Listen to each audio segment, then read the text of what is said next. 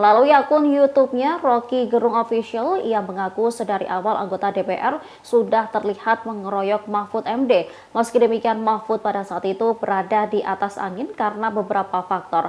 Faktor yang menyebabkan Mahfud unggul karena Mahfud MD memiliki data yang kredibel. Oleh karena itu, banyak masyarakat yang mendukungnya. Dirinya lantas menilai anggota DPR konyol lantaran mengaku mewakili rakyat namun mau menghalangi penegakan hukum. Sementara dalam rapat itu, Mahfud juga dinilai membabat habis-habisan pernyataan DPR yang mempertanyakan kebenaran penemuan transaksi janggal senilai 349 triliun rupiah.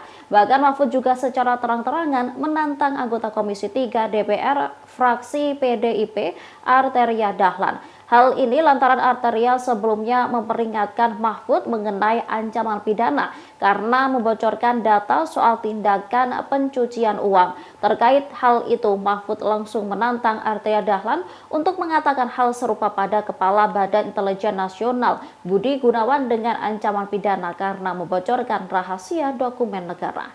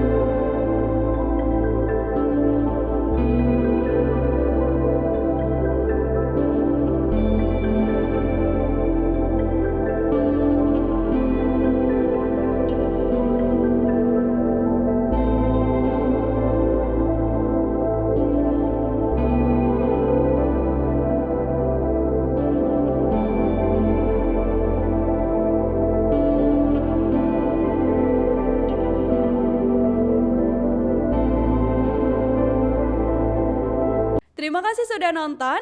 Jangan lupa like, subscribe, dan share ya.